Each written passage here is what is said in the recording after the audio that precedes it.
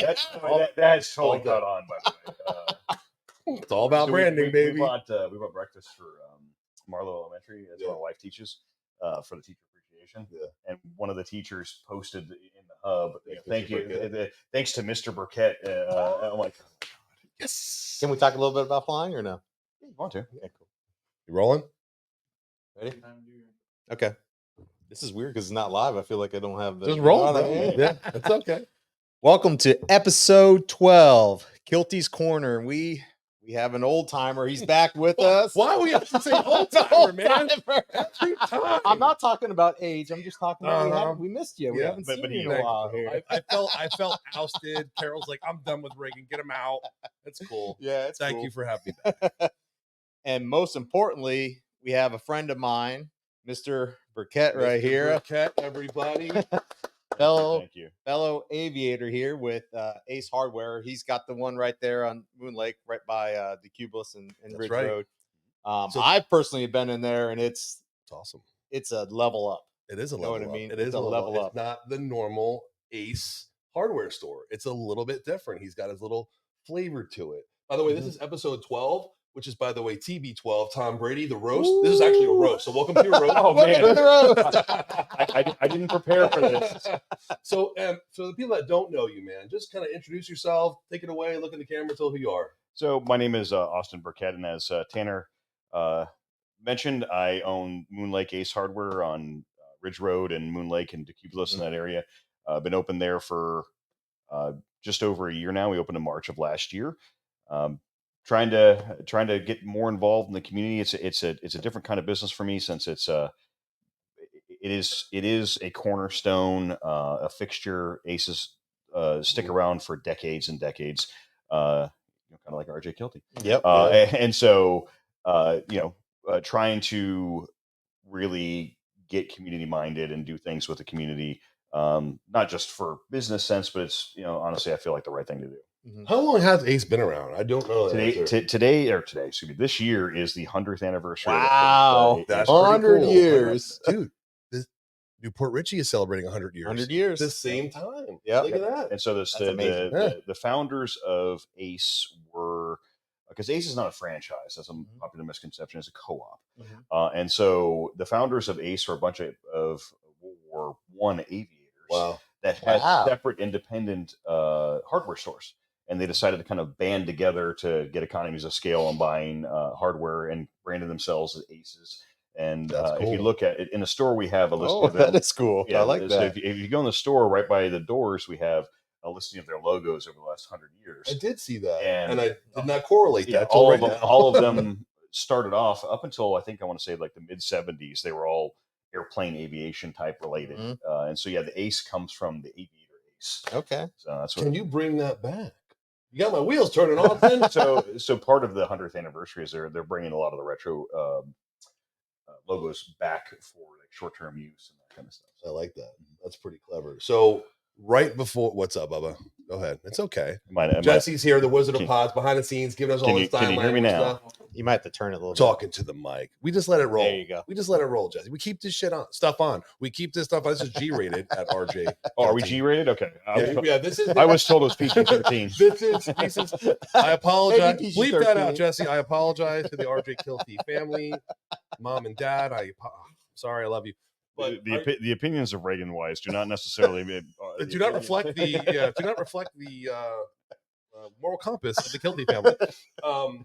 So are you? I know you were talking to the boss man, the legend, Rod Kielty, right before this started. I was. Are you the only Ace Hardware to carry aviation? I can't say definitively, but based on our location right there by the Hidden Lake Airport and Pilots Country up off of 52, we do have an aviation related section for some basic maintenance parts for people who own airplanes at those airports, tires, oil filters, oil, kind of the basic stuff. But I can't say definitively that we're the only ones, but there's a strong chance that we are. Honestly, I love that. And when I came in and I had my sons there and stuff, Austin brought me there. I'm like, oh my gosh, this is so nice to have. I'm trying to tell everybody. I had a flight review yesterday, so I told my CFI about it. He goes, really?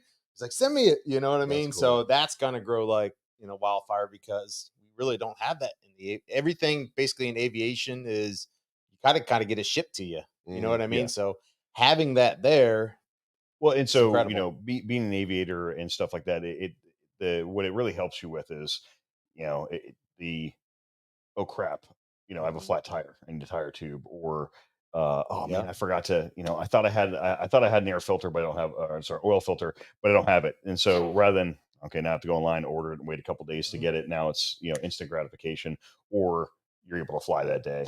Yeah. So, Which is I feel incredible. so left out right now, Jesse, because there are two aviators here. I don't have that title. I'm a hobbyist drone pilot. Is that cool? You're pretty good with the drone. I am. I'm Better dangerous than with Carol. that. Oh, better than- Carol has crashed the drone, ladies and gentlemen. If you realize there's no drone footage from Kielty, Carol has crashed the I drone. got the drone back. So, how long? Like, and just real quick, I don't want to go into that really quick, but how long did that process take for you, and why did you become a pilot? me? Yeah. So No, who cares about well, Tanner? okay, We're here talking for about- you right talking now. about Pilots Tanner? love talking about I know. flying, Yeah. so So, you know. so the duration Sit in of the this corner. podcast will now be talking about airplanes. No, so my father was a pilot. He was a pilot for a while, not for a job, but Just a recreational. recreational pilot. He stopped flying basically when I was really really young. So I don't really have That's any memories crazy. of flying with him, but I always heard him talking about it, and we always had the AOPA magazines and stuff on the coffee table, so I flip through and see that stuff, and I think it subconsciously imprinted on my DNA. And I used to race motorcycles, and so I had a buddy one day. This is 2010, 2011. Austin's becoming very attractive to me. He flies planes and races motorcycles. Go ahead, man. Man crush. I made him nervous. I made him nervous. I'm now Like, what am I talking about? I'm now the most interesting man alive. And so I had a buddy that I raced motorcycles with that called me up on some random Friday night and said, "Hey, I lived in Virginia at the time." He said, "Do you want to go to the races in New Jersey and go watch?" Because we had a bunch of friends racing and stuff like that. And it's like, man, living in Virginia Beach to Jersey, that's probably a 6.5, 7 hour drive. I'm like, I don't want it. He's like, "No, man, no." He's like, "I'll fly up there." That's cool. Say less, right? Yeah, let's go. And so he said, "Meet me at the airport at 8:15." We were wheels up by 8:30, and flew to New Jersey in this little ragged out Piper Warrior, which, by the way, was the airplane I soloed the first time. Was that exact same airplane? And so we went and watched the races, and New Jersey Motorsports Park, the airport is right next to it. So we landed, walked over, hung out with our friends, watched the races, walked back over the plane, flew back. By 6 o'clock, I'm having dinner. That's awesome. And I was like, this is the coolest thing ever. And he rented the plane from a flight school there at Chesapeake Regional Airport. And so I grabbed a Discovery flight brochure and called the next day. I'm like, hey, like, how do I do this? And I said, well, we'll go do this. Do your Discovery flight, which is where basically they fly the whole time, but make you feel like you're doing it, and you're not at all. Mine was a little different, but and so then and so I hit it off with my instructor real well. Like he was super sarcastic guy, great instructor, but we hit it off real well. And I basically was like, I want to do this. And so, for the FAA, you have to do 40 hours of flight time with a bunch of different tasks and stuff like you have to do, and some solo time and cross country flight and all that stuff. And it's only 40 hours, but most, I don't know what the average is right now, but it's somewhere in like the 70s or 80s, 70s for 80s. What people do. And it's not because it's challenging, it's because of the protracted nature which people approach it. So, the average person will sit there and I'm going to fly, once a month. And so they'll fly for an hour and a half, 2 hours. And when you're learning, that's like your noodle is cooked after you're done flying that time. Like you've been white knuckling the yoke the entire time. And then you'll do that. You'll learn a whole bunch, but then you wait 2-3 weeks a month to do it. You spend the first half of your lesson relearning the stuff that you learned during the first lesson. So it takes a long time because of people. It tends to the knowledge tends to erode. So I didn't do that. I was kind of obsessive in my I flew almost every day. I took time off of work. Only way to do it. I took time off of work and I flew almost every day. And it was I basically in about a 4-week period did all of my Wow. stuff. Yeah. And then Wow, got that's my, really good. but I feel less of a person. Yeah.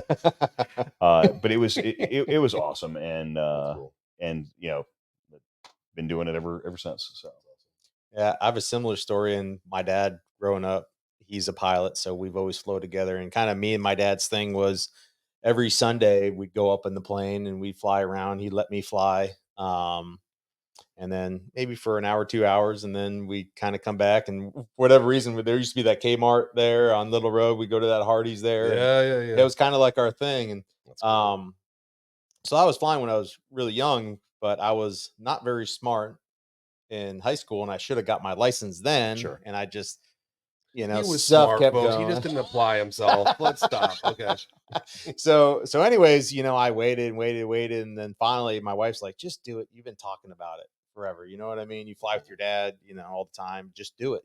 So I finally just did it. That's awesome. And it's literally the best thing. Change your I've ever life done. too, man. It's a time The machine. experiences. I It just love is. doing it.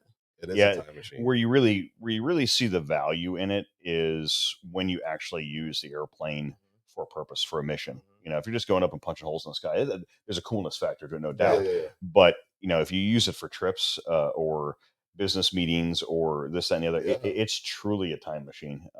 Like I used when I went to grad school, I used my plane to commute from Jacksonville, Florida to Chapel Hill, North Carolina. Wow. And so I do that every other weekend, flying up, using it. And, it's 2 hours and 15 minutes, flight time, or 10 and a half hours driving, or however many hours to go to the commercial airport and go through TSA, fly, get an Uber. It was definitely a time machine. So similar story. Yes. My dad was a pilot. And I had the same memory, like very young when he stopped and sold his plane. So, but I always heard the stories growing up and all did that. And then never really thought anything of it. And then when my dad passed in 2020, I wanted to make it a goal where I went and got my license. I don't know if you remember, but last year I went out and started taking the class at Wesley Chapel. Sure. Yeah. And the guy he's like, great, I'm really impressed. He's like, you're one of the first ones to land the simulator on the first try, which was really cool. I never, I flew with just messing around with people before, going up like, hey, grab the stick and go, but never really flew. And then I went up for the first time and he let me have it. And it was really cool. And then I went to 2 more classes and then crap got in the way and I let it go to the wayside. That's the biggest thing is there's a ton of people out there who have a logbook that have time logged and instruction, and it stops.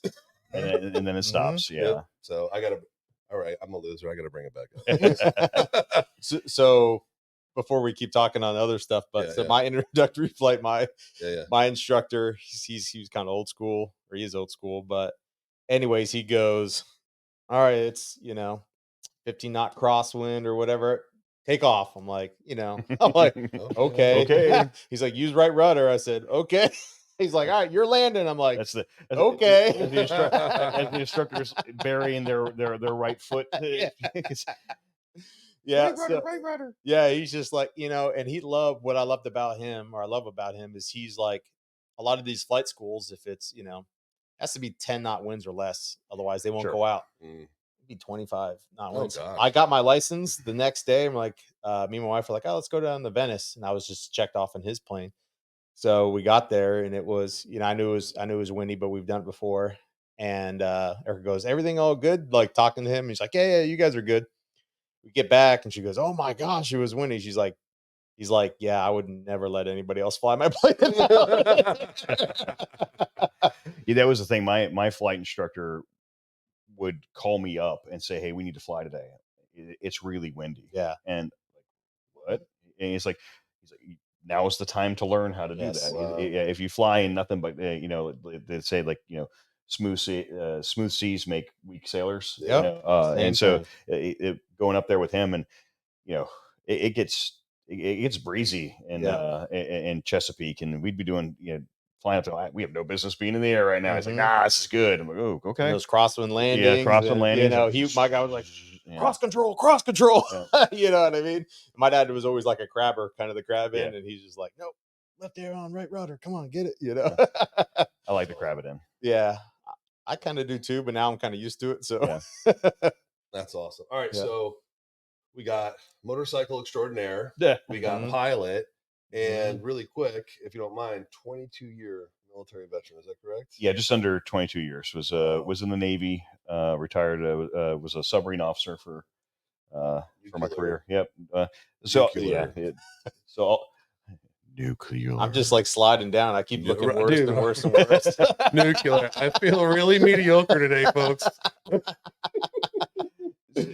So it's an interesting career path. So all line officers, which are kind of the warfighting type officers on U.S. submarines, are basically nuclear engineer trained, right? Because obviously all of the, not obviously, if you didn't know, all of the U.S.'s submarines are nuclear powered, Right. and so that's the entering argument. When you're a baby officer, you come in, you spend the bulk majority of your first 2 years with nothing but the nuclear power plant and having to do all that stuff, and then after you have done that, and there's a certification process, and after you're done with that, then you transition to called the cone, the front part of the sub. Then you learn the weapons, the tactics, the operations point, and stuff like that.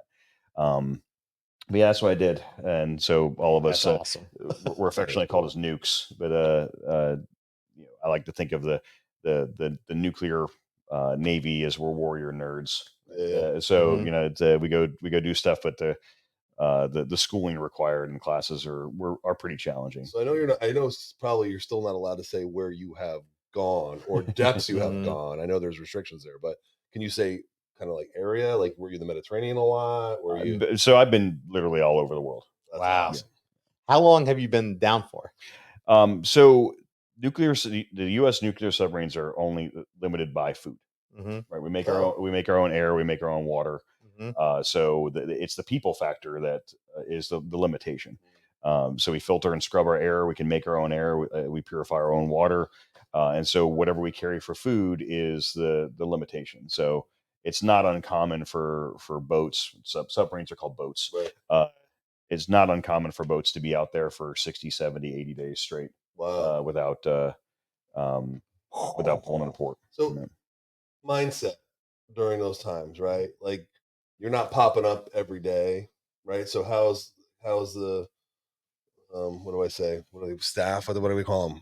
Your Yeah, because you're actually not getting any real vitamin D. dude, You're not, nothing. you know? Like how is that? Like is there Yeah. like is there like training tactics they teach you for mindset, or that wasn't like that back then? No, 'Cause I guarantee that shit's in the military now. Stuff there was in the military yeah. now. there wasn't a whole lot of like mindset training or any of that stuff. A lot of it is the unique thing about the submarine force. I shouldn't say unique because I'm sure there's other facets of the military Right. that do this, but there's a mindset in the people who serve on submarines, and there's the quote is either you're qualified or you're not.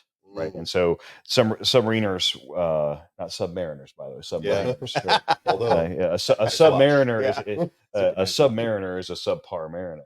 Yeah. We're submariners. Submariners qualify and get a warfare device. We call it our dolphins, and or your fish. And so until you get your fish, either officer or enlisted, they call you a nub, which is a non-useful body. Yep. Right, and so that's a new term I'm going to use for a lot of people. Applicable in everyday life, Nubby. right? Surrounded by nubs, right? And so a lot of nubs in the hub. Sorry. and so the mindset is that you need to be qualified to show value.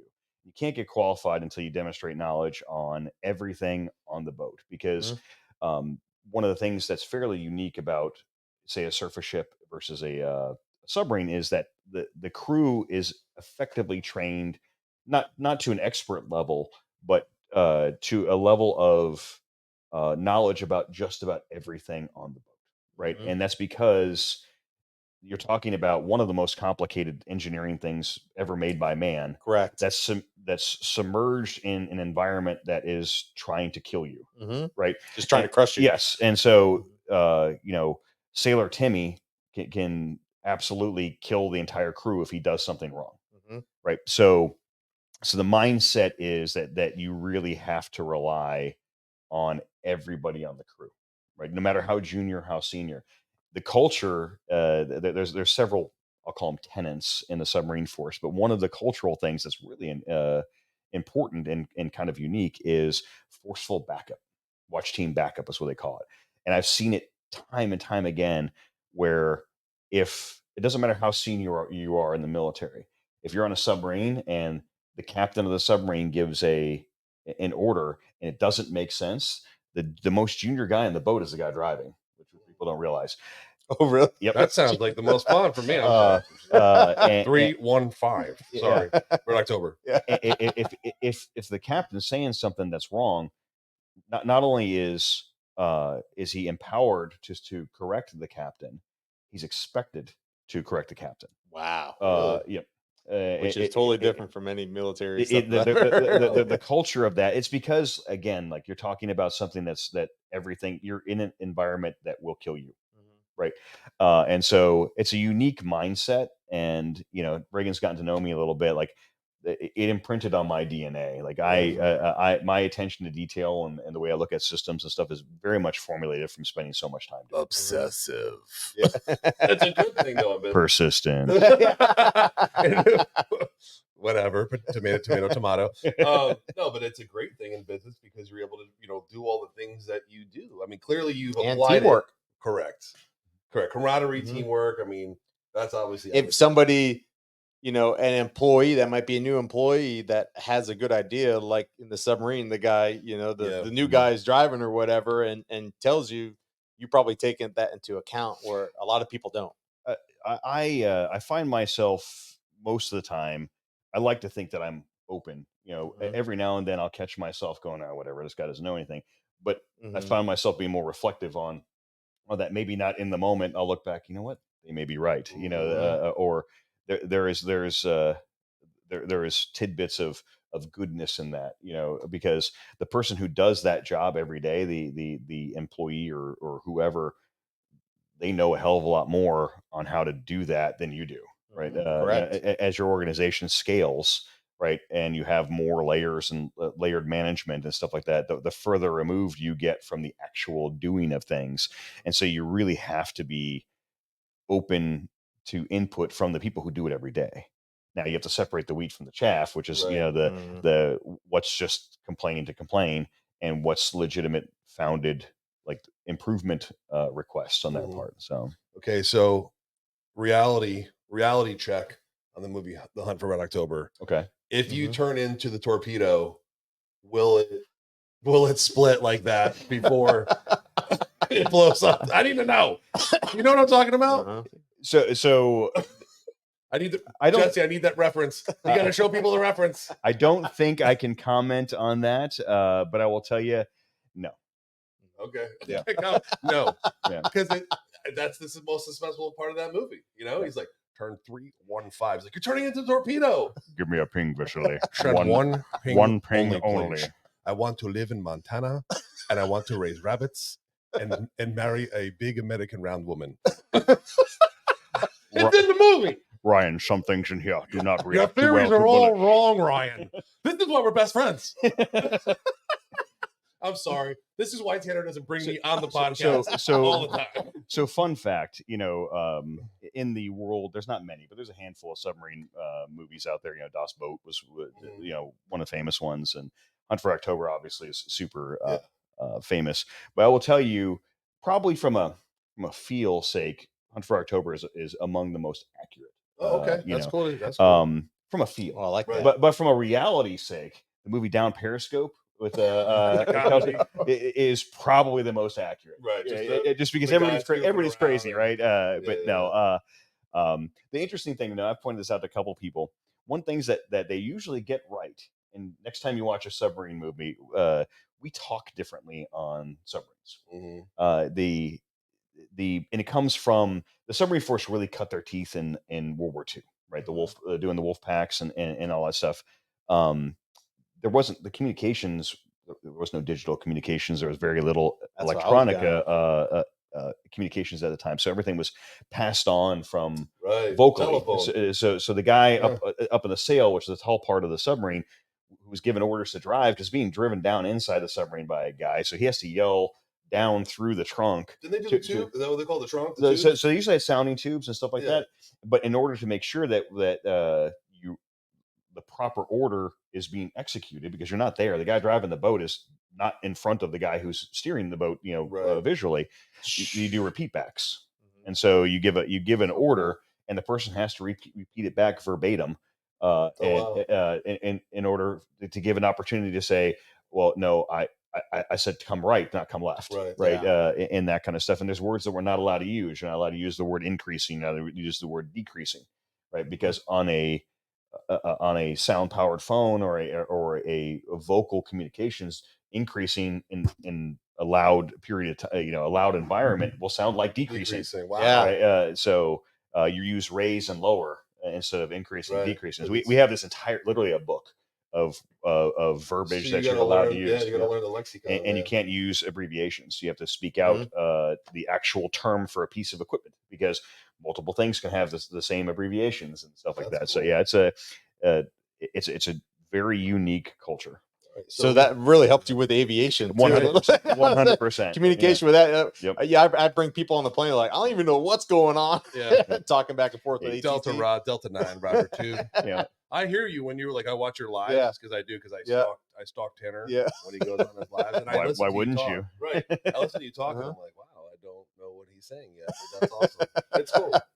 If you ever get into like a busy airspace and you're talking to air traffic control or ATC, you hear some of the pro guys flying the big commercial aircraft, and have you ever flown like over the Hudson or in New York airspace before? No, I want to. So it is absolutely insane. First of all, it's a really thick New York accent from everybody from all the ATC guys, but they talk at like lightning speed. And then you hear these guys. At one point in time, I commute from Virginia to Connecticut, and flying over the Hudson. And I get a call from ATC and call my tail number. You got the traffic 3 o'clock 500 feet above you, and I look over and it's a 747. Yeah, and I'm like, oh, okay, this massive airplane. But you listen to these guys, these pros getting clearances and stuff, and it's like a tape recorder, and they'll hear it. You had no idea what the ATC guy said, but they'll repeat it back. Oh, okay, that's what there it is. All right, there it is. All right, got it. That's cool. That is cool. All right, let's continue on our feeling of mediocrity. Also, you own a logistics company. Will you articulate on that, or is that you don't want to go there? Sure. I mean, So I have a logistics trucking company, primarily doing Amazon routes. You know all those cool electrical Amazon routes. He owns a ton of them. Yeah, those trucks that go 10 miles on a charge. You're not wrong. You're not wrong. Saving the environment 10 miles at a time. So have that operate out of Land O'Lakes, and so predominantly deliver up in Spring Hill, Brooksville area, kind of stuff. So I've been doing that for several years now. It looks like you have a few other things on the horizon that I know that we know about that we are not going to tell you. I know something you don't know, and that's really cool too. So I guess the question we'll segue into your 40. Happy birthday, by the way. 40 what? We'll just go with 40. How about that? 40. Yeah, let's go 40. Not that. He's a little bit older than me. The big 4-0. We're all born in May. Yeah. Super cool people. But you're still driven. You got other things. So why are you still going plus 40? Well, I don't think that you're supposed to be dead at 40, but no. So it's one of those things that, again, mindset. I hate that term, but it's true, right? You got to frame in your mind where you want to be and kind of not only visualize it, but kind of will it into existence. And I spent the majority of my adult life working for Uncle Sam, and I'm not one of those people who kind of wear the veteran veteran stickers on my car. I'm proud of my service. It doesn't define who I am, but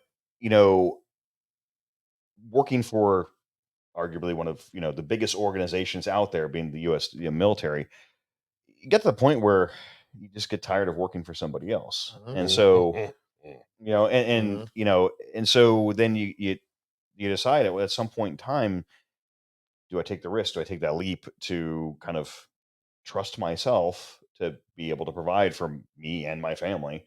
And then you do that, and you kind of get a taste for it. And it's not power that is interesting about it. It's control, Mhm. and not people, oh, control freak, but no, it's being able to have a measure of control over the path that you're on, and that's where business ownership is really attractive. Like you have more control over, and you can decide to sink or swim, Mhm. right? There is a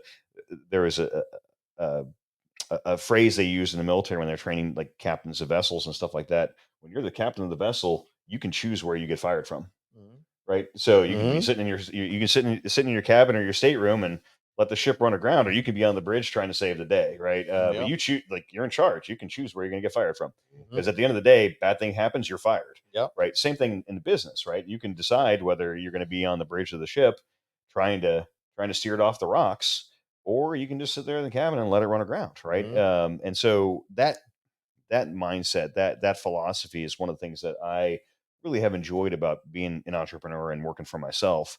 And then you get to the point of what's next, right? You can continue to do what you're doing, or do you want to try to add to it? And Mhm. that's probably scarier Mhm. than the initial business. Mhm. The I'm going to branch off from something that I've gotten comfortable with. It pays my bills, does well, that kind of stuff, and I'm going to Mm. gamble again, right? Mhm. And I like the building of businesses. I think that's in my mind. I like the challenge, because you're creating something from nothing. And um, but to your point, it's one of those things that I'm not getting any younger. I mean, I'm not as old as you, but uh, actually, in fact, I am older than Reagan. Just I disclaimer. look older though. Without the beard dye, I'm screwed. I was Let's be about to say, real. I see that beard dye Come coming on, through there. Tanner. I own it, Tanner. I own it. Forget it. My kid asked me to shave off my beard the other day. I Don't was take the hat thinking. off. I would I was. I would pay that. Dang it. I would pay large sums of money to see you do that. I'm not ready for it. I need to lose about 20 more pounds, and then I'll feel. That's the thing, that the beard gives you a little bit of a It's- buffer, right? It You does know, give you a little There buffer. could be It a does give you double little chin under buffer. here, folks. Yeah. We don't know. the double chin gets subdued a little bit. It's Uh-huh. good. But now, as you look, as your kids get older and you look at at the path, you only have so many good years in you, to do stuff. And then you look at, well, do I want to be doing this for the remainder of my life, or do I want to invest now so I can pay the dividend, or I can reap the dividends later on? And that's kind of what I kind of model what I want to do is I got about 10 good years of thugging it out, grinding it out, and then I kind of want to come up for air, and Mhm. hopefully, uh, be able to have a life where I can in, have Enjoy life. more Enjoy enjoyment. life. I think though you're the type of guy, just like Tanner, you're going to be the same way. You'll be involved in some which way or form in a mentorship somehow or something. But it's I not going to can't be be in the idle. work I, world. I was going to say our mindsets here. It's tough. Same thing with my dad. Yeah. He was just here. Yep. He's Yep. 70, just turned 75. Yep. Happy birthday, Dad. Yeah, happy birthday. Yeah, so he's the kind of person that he's got to do something. Yeah, I You couldn't know be what I idle. mean? I couldn't be idle. Yeah. That's just not my That was my personality. dad's. That was, dude. I'm telling you. Tanner's probably heard the story a couple times, Yeah. but my dad was 83 when he died at 85. Told me this at 83. And I say, we just talking daily. Hey, Dad, what's going on? How you doing? What's going on, son? Blah blah blah. I'm like, how are you doing, Dad? And he's like, son. He's like, my mind is still 21. He's like, but my body won't allow me to do the Mhm. things that I want to do, and that's when it triggers me. That's when it gets depressing because you just can't do it anymore. You're not ambulatory. You can't do the things you want to do. Mhm. That's why I act the way I act. That's why I live the way I live. And that's what I do the way I do, because it could end tomorrow. Is that the reason, Tanner? Yeah, I don't know. I don't know. What the? Yeah, I have a disconnect as well. What the? I'm leaving. I'm starting my own Reagan. show called the Reagan something Corner podcast with a picture of Tanner with a cross through it, and you asshole. I'm joking. No, so I watched that I'm an with overactor. Yeah. I watched the same thing with my grandfather. My grandfather was an active guy, and all the way up to kind of the very end before he died. And you could tell in the last year or so before he passed away that he was so frustrated with Yeah. the fact that, like, he couldn't do what he wanted to do anymore. Just physically, the body, his body wouldn't let him anymore. Sucks. And so, watching that was kind of one of those things that kind of, I don't want to say motivated me, but imprinted on me that you got to keep going while you can, right? And do stuff. And I also, this is going to sound, canned, but I also like the fact that the bigger you scale things, the bigger things that you do, the more impact you can have outside of that business, right? I mean, RJ Kielty, I have no idea how many charities you guys contribute to. Every one of your vans, your trucks out there is a different charity you guys contribute to. Tanner's idea. It's not only is it a marketing genius, but like, let's think about that for a second. Like, how many organizations and people are you helping?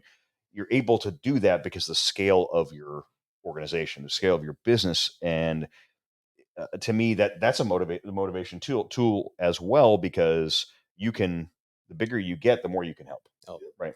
And so, working with Reagan over here and getting more plugged in the community, learning all the different places that need help and that you can't help and do that kind of stuff. It's I enjoy that aspect of it. Speaking of that, let's shameless plug. Let's go into what we were talking about right before the cameras were rolling, was actually lifting up the community, lifting up the youth. Tanner's been speaking, both of us, we spoke at Marchman for years together, like for years and years together. And then Tanner continues that. I spoke at JW Mitchell a couple days ago. You're speaking at JW Mitchell today. Yep, right after this. And talking to the youth. And I think that's so important. And I wanted to talk on that really quick about how there's kind of a misconception of children or the youth today graduating and overvaluing themselves. And I kind of want to touch on that really quick. Sure.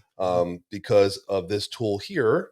And this tool here kind of gives them a false sense of confidence, if you will, if you want to touch on that. Yeah. So I'll start first. So please.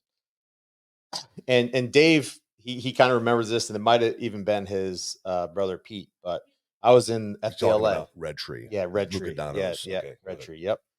So I was in FBLA. FBLA, yeah. I was in FBLA too. Right, yeah. Florida Business Leaders of America, right? Yeah. So we went somewhere. I don't even know where it was. Ours was Future Business. In New Jersey, was Future Business. Yeah, Future Business. What did I say? Florida. It could be down here. Who knows? It's Florida. It's backward. Who knows? Future Business Leaders. I'm sorry. We're going to start our own, though. In Florida, we wrestled alligators. It should be Florida. That's how we do thing down here in Florida. So anyways, we went there and they spoke, and that's when they owned Luke Brothers. Yeah. And let me tell you, I have a incredible mentor in my dad, and he's taught me so much. Yeah. So I'm just incredibly blessed, period. But like hearing it from a different perspective and how they grew, how they scaled. I've always just loved business. I don't care what it is, whether it be plumbing, HVAC, anything, financial advice, whatever it is. I just love business, right? And to hear that from their perspective, I've always just put such a higher level thought process, I guess, to people who actually have done it. Yeah. And, I really listen. And I want to execute on what they've done because they're giving great knowledge. So then if I could give back to the community, and a lot of times I hear people say now is like, okay, hey, these young people, right? They don't care. They're not about, a lot of times they haven't given the chance. They haven't talked to the right people. And in these meetings that I have at Marchman every year, a lot of them are future business leaders, maybe Florida Business Leaders of America, but I'll go Future Business Leaders of America. Anyways, they're so in tune and they want to soak it up and they want to listen. And the same thing, like Reagan was just at Mitchell. I give them my contact information. They reach out. You know what I mean? And they actually care. Yep. Reagan, you had some students reach out to you. Literally, right? while you were doing that, I was prepping it up. Yep. So I won't say the name, but this is, so I give it out, and the teachers are really cool because they're like, I didn't hear anything. Because you technically shouldn't be communicating with, you're doing this on a podcast. I don't care. I don't care. We don't know the teacher. Disclaimer: I don't know Reagan Weiss. But at the end of the day, I think it's so important because you've been doing that for years, giving the number. I've been giving the contact out. I'm so old now, but you've been doing it for as long as I have, and you were in your 20s when you were doing this, bro, and I was in my 30s when we started. And so we were giving those nuggets of knowledge, and now I have people from 10 years ago, bro, that are now 28 years old saying, I'll never forget the piece of advice that you gave me at that time. And then, so this is a Tuesday. So what's today? Thursday. So Tuesday. Hey, man, Royce, my name is blah. You spoke in my class, blah. A question I have for you are, what are some of the habits that you have implemented to help you develop and grow closer to your goals? I believe I have the potential to accomplish a lot in the field I want to get in. 17 years old, dude. In the field I want to get in, but I want to get into, but I just need to know how to get into the correct headspace. And because I'm feeling a little bit lost, I don't have anybody in my life. Oh, it killed me to direct me that way. That's the shit that kills me. Yeah. Because at the end of the day, I mean, we've been so lucky. It kills me. So lucky, you know, and then somebody doesn't have that opportunity because they don't have that mentor. That's what gets me. And that's why I do it too, because I know there's kids out there, because dude, same thing. I had a great mentor in my father, but I recognize all the people that never really had a chance. So why are we not doing, like, why are we not as a community doing that for these kids? So the interesting thing is that, and I think we spoke about this one time, the problem, not a problem, the environment that this generation that's graduating, the Gen Zs, I think, you know, the environment that they have been bombarded with their entire life is different than previous generations, and that's always the case. Every generation is different. Right. But this is the first generation that I think grew up entirely with the internet. 100%. Right. And so they have been bombarded since they're able to remember with all of these extraordinary tales of success. Right. It doesn't matter what industry, like it can be, you know, singers, movie stars, business people, right? Like they hear the story of Mark Zuckerberg, and he's a billionaire because he started Facebook, you know, and you hear about Jeff Bezos, you know, Jeff Bezos and Amazon, Elon Musk, and all these people who have supernatural success, right? What they never got to see, or not enough highlight of, is the struggles and the failures and all that stuff. Yeah, those guys, those long nights, the hard work. Yeah, and so those guys that they caught lightning in a bottle, right? And I think every single one of them will tell you, yes, it was my hard work, but there was a huge measure of luck because of timing and stuff like that. You know, but there's not enough.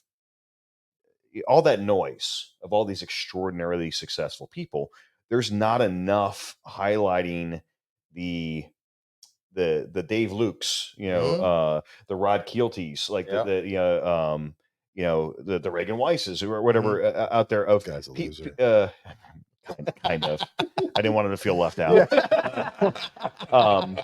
But people who have had success, okay, maybe not Jeff Bezos level success, but success by anybody's measure, right?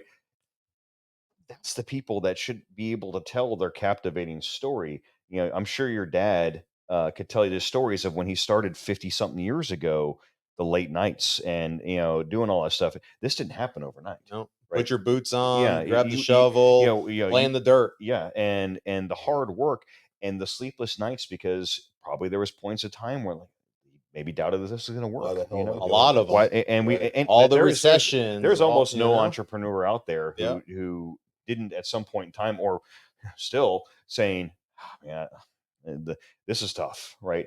And so that's what I think is missing from a lot of the Gen Zers, is they haven't really had that intimate conversation or seen it, because it's not broadcast anymore, right? Of the struggles, all you see is the success, right? They don't see the failures. They don't see the false starts that most successful people, most successful business people have gone through, you know. And the expectation, the reason why I'm saying this, their expectation in their mind is, if I put in a little bit of effort for a little bit of time, I should have maximum success, right? Yep. And that's just not how it works, right? It's a lot of effort for a lot of time. And then maybe after 40 years, like my dad, all of a sudden you start seeing pretty good. You know what I mean? I literally talk on this. It's something I literally just spoke on at the Titan thing, and it's not the sense of urgency, but the sense of accomplishment. Sure. Why am I not there yet? If Reagan can do it, I can do it. But we see him on the hub all the time. Hey, we started at the same time. I got yelled at for getting really loud. You know, hey, they had a post, me and this company got started at the same time. I feel like I'm doing the same marketing, but they're they look like they're doing so much better. You know what I mean? And people perceive what they're Perception. looking. Yeah, and honestly, 9 out of 10 is not true. That's not the real story. 9 out of 10, folks, the majority of businesses do not have their poop together. Yeah. And or organizations. Yep. And Correct. you think they have all this stuff together. You think just because they're marketing correctly doesn't mean anything. And that's why I would tell everyone all the time, you're a marketing company first. Right. But once you harness that in, you can't, if you mess it up, don't market, fumble it. Don't market what you can't do either. Yeah. Because then you're going to put yourself in a position. Go ahead. Yeah, I would say like, so most people have I say most, not all. Yeah. But most business owners have, I think, a good perception of the way they're viewed or the way they want to be viewed. And so a lot of times, you want to be a Fortune 500 company, act like you're a Fortune 500 company. That's not necessarily bad advice, but that's one way to go about it.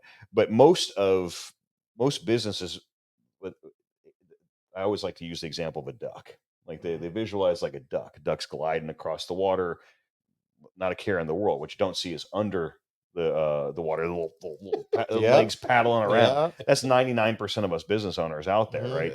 Yeah. We may look like we got it all together, but the hits just keep on coming, and it's there's not a day that goes by that I don't make a mistake or a member of my staff makes a mistake, and that's okay. We learn from them. One of my mantras, one of my things I always say is, we're going to make mistakes.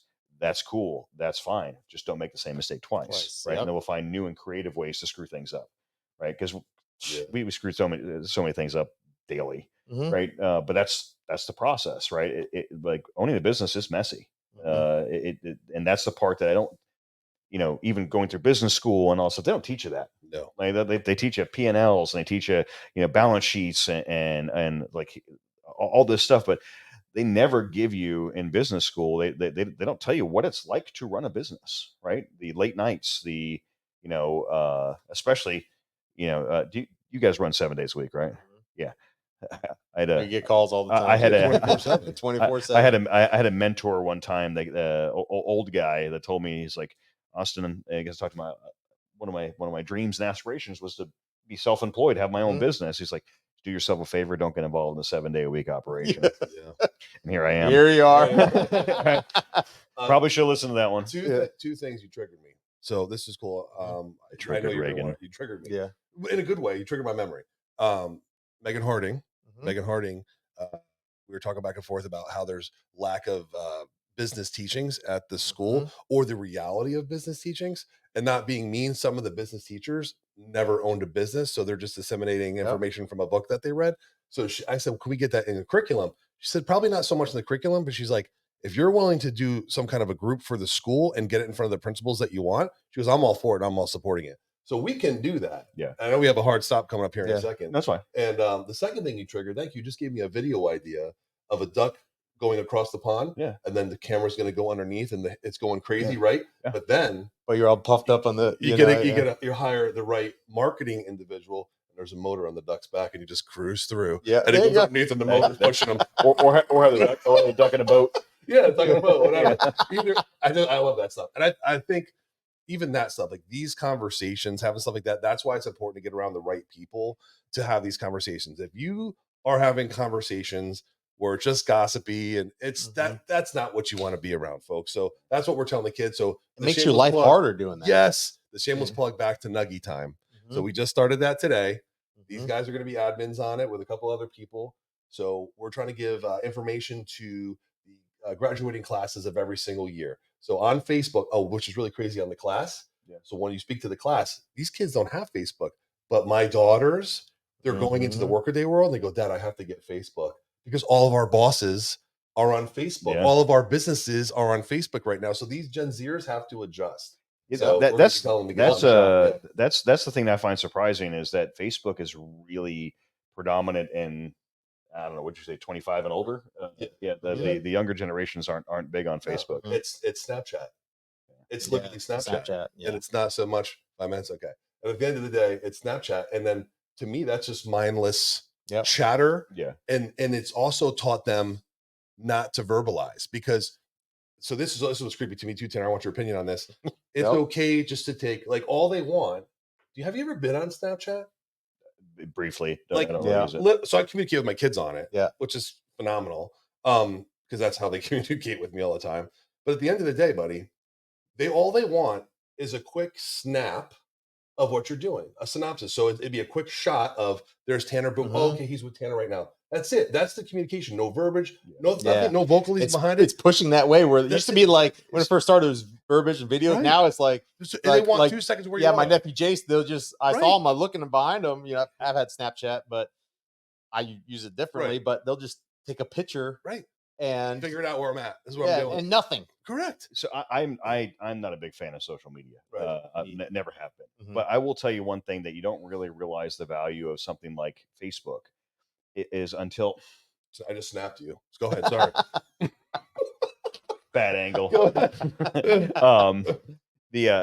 What you don't realize or appreciate the value is until like I was in college when Facebook started, right? And I remember because I went to Penn State for my undergrad, and it was one of the schools that the Facebook was. Yeah, Facebook.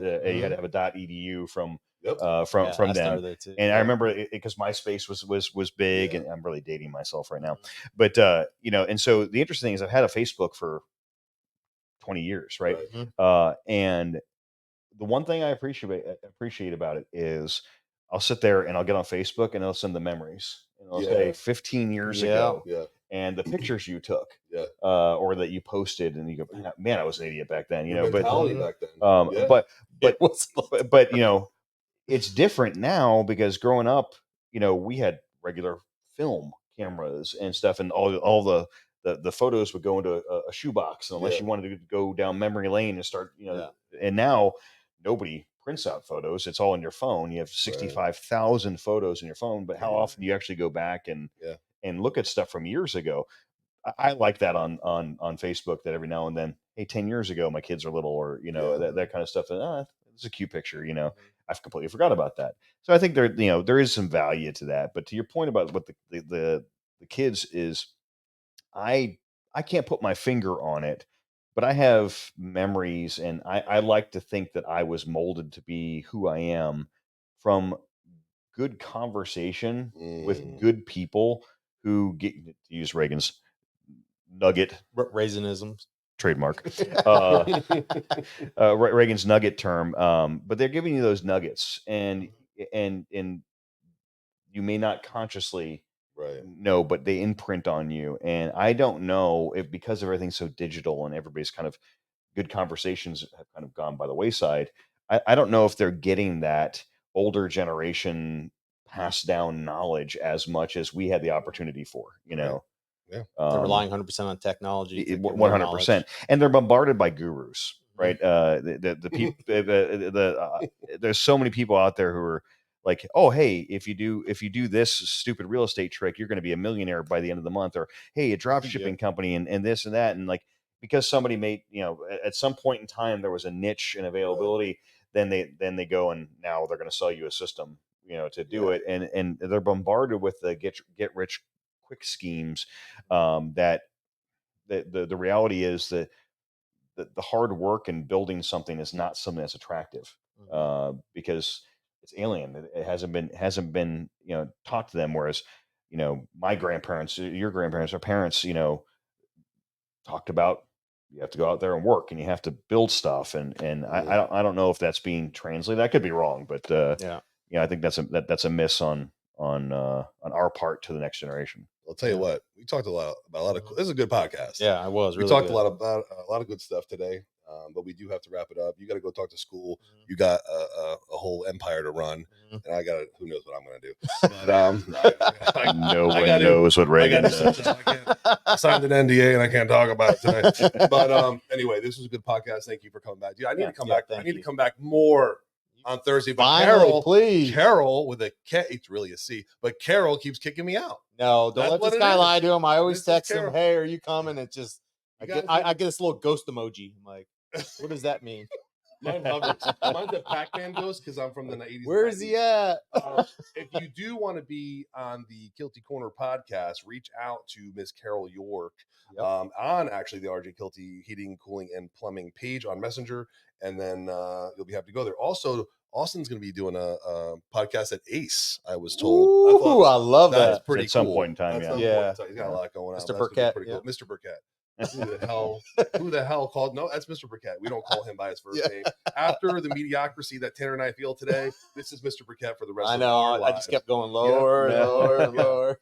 So All on wise. that note, we're going to say thank you to the Wizard of Pods, Mr. Jesse Guthrie behind the computer. Thank you, sir. Tanner Kielty, once again, I love you, brother. Thanks Till for you having me, guys- Tanner. Ace. Yeah, Ace. thank you. I'm going to call him Ace. No. Mr. Ace. Mr. Ace. No, No. Mr. Burkett, we appreciate you, and we will see you next time on Kielty's Corner. See ya. Yeah.